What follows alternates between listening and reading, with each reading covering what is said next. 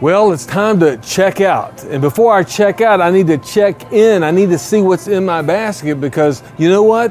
What's in this basket is going to go to my house, and what goes to my house is going to eventually get in my stomach. I have a litmus test. I literally think about it. It's one of our memory verses for later on. It's 1 Corinthians 10:31, which says, "Whether therefore you eat or drink, do all to the glory of God." And I ask myself, hey, does this glorify God? If I eat what's in this basket, glorify God? If I drink what's in this basket, glorify God? And I'll be honest with you, there are times I have to put stuff back. But you know what? That's part of dedication. That's part of honoring God with my body.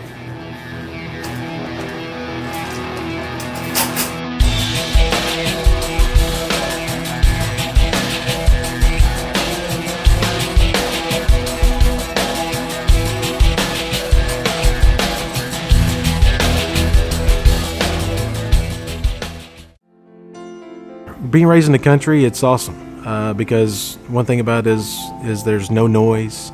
You get to come and go as you want, and that's one thing that growing up, it was just really relaxed, and that's one thing I really enjoyed, was no fast pace. You know, it's just a great place to grow up. If it wasn't fried, we weren't going to eat it. We hunted a lot, and you know, that's one thing in the South, that's what we do. We hunt for our food, and we had a garden that we minded and tended to. And being the youngest of four, I got pretty much a little bit less than everybody else just because they were all bigger than me. So 2 older sisters and an older brother. Being the youngest, I was always small as a kid too. When I got to college and figured out that pizza places delivered, that is when I started gaining my weight. You know, when I graduated high school in 1989, I weighed 125 pounds. I was little, tiny guy. And my joke is always that they used me as their right goalpost in the football game. I got to work out a little bit more when I went to school, so I sort of beefed up a little bit and played a lot of intramural football, basketball, and that was really a great time. And college life, they always talk about the college 15 or college 20. I think I gained 40 pounds when I was in college, probably even more than that, just because we ate constantly. I just ate more than, you know, we would eat 2 pizzas. You know, you would eat a whole pizza by yourself, and your roommate would eat one, and you would drink Cokes like they were going out of style, and that's pretty much what I'm known for, is I can drink a Coke. I never really drank water, even growing up. There was always sweet tea in the refrigerator, always Cokes available. And that's one thing that got me to where I was overweight, was sodas. I drank sodas. I would even go to bed at night and have sodas on my nightstand, waiting for me to wake up at 2 o'clock in the morning and drink a Coke. I wanted that Coke. I was addicted to sodas. I didn't care what kind it was. I would drink it. I would drink 18 to 24 sodas a day. A day. Yes, I would drink a case of Coke or whatever kind of soda was around a day. And that was my vice. I had to have it. That is the point where I realized that I had a weight problem, was after I started drinking that many sodas. One thing that they say about caffeine is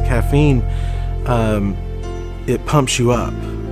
Well, it pumped me up for about 4 minutes, and then I was ready for another Coke.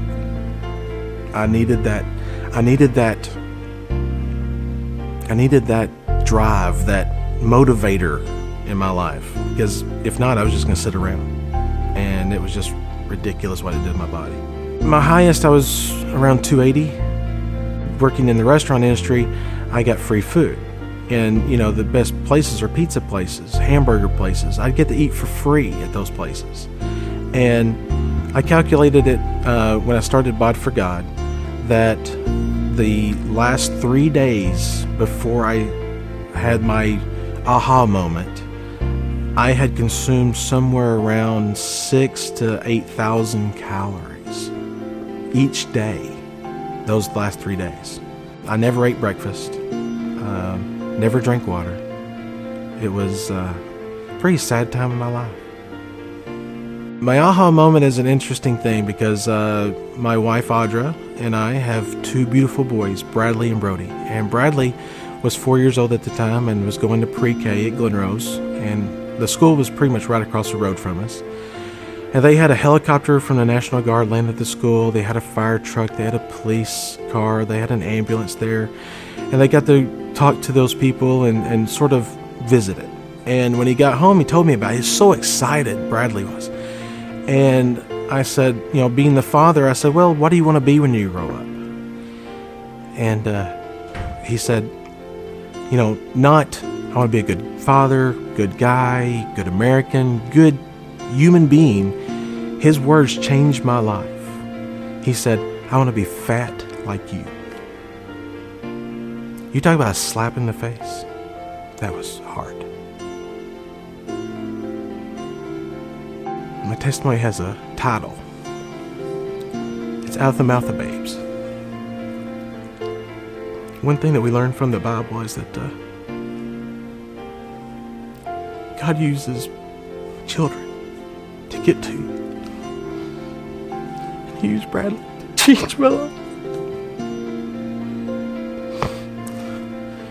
But one thing is, I love that boy now because he was honest with his father. You know, he could have lied and said, you know, Dad, I just want to be a good golfer like you. But he didn't. He was honest.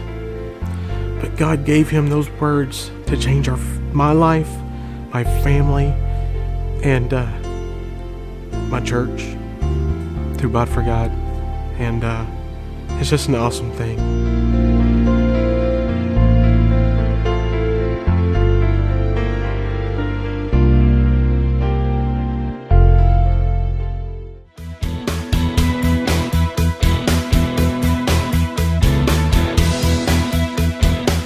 We're talking about E is for exercise. And we're talking about how we can glorify God with exercise. And that's glorifying Him because we were made to move. And in this session, we're going to talk about some tips that can help us to move. But remember, the Bod4God thought is it's better to exercise 1 hour a day than to be dead 24 hours a day. Just think about it. We're talking about exercise to live. We're talking about how that we can live, and to live we've got to exercise. Now today I have Cedric Bryant with me, and Cedric is a friend of mine. He also is someone that I go to for advice on exercise, and he is a healthcare professional. He's a certified trainer, and I've asked him to join me for this session and to give some tips on exercise. So welcome, Cedric. Good to have you with us today. So let's get started. Let's talk about some things that can help people in their exercise program. Well, first, when starting an exercise program, it's important to get clearance from a physician if you need be. But if everything's good to go, then I suggest you just start and go at it. And the best approach is just by doing something. Anything is exercise. I say anything when you're moving is exercise. Some things that I like to incorporate into exercise programs when starting out is just basic. Keeping it simple, keeping it basic, not really getting too overwhelmed by going to the gym and seeing all these new machines and pieces of equipment that you may not be familiar with. So I like to grab dumbbells, maybe a medicine ball, step stool, a band like you see here, like we have, and I'll show you some exercises that we can do. And this is going to be my guinea pig right here for you guys. Now I just want to emphasize what he said about exercise. Exercise is all movement. It's all activity. So just keep that in your mind. That is exercise. Moving your body more. All movement, all activity is included as a part of exercise. So what are some things that maybe we can do? Well, before we start, we want to know that we always have some good sneakers, okay? It's important to have good shoes when you're exercising. You don't want to just come out in your work boots or anything like that. You got to have some good sneakers. Pastor Steve has these good Asics. I'm sure it's important to make an investment in shoes, even though if you may want to bite your lip at the price tag a little bit, it's good to make that investment in your feet because they're really important. Yeah, I actually went to a running store, and if there's one of those in your community, and got fitted for these shoes, and it really made a big difference. I didn't start out doing that. Let me make that clear. I just put on some old tennis shoes I hardly ever wore, but as I got into it, I mean, I saw the need, the serious need for a good pair of tennis shoes. Yeah, no Spurries, topsiders, no loafers or anything like that. Okay. Okay, but when we're doing exercises, you know, starting out, it's important to incorporate a cardiovascular warm-up, okay? So you just don't want to go into it cold. So whatever muscle groups that you're going to be planning on working that day, so whether it be shoulders, chest, upper body, lower body, you want to warm up those areas before we start. So something to kind of warm us up, say, just in general, okay? We'll do some arm circles, okay? Anybody can do arm circles unless you have no arms. That's the only way it can prevent you from doing arm circles, okay? So when warming up, I'd say, you know, about 5 minutes of cardio warm-up. And this is just if you don't have access to a treadmill, you're at home in the comfort of your living room, basement, wherever, you can do this, okay? And you may want to mix it up. We'll start off with forwards, backwards, okay?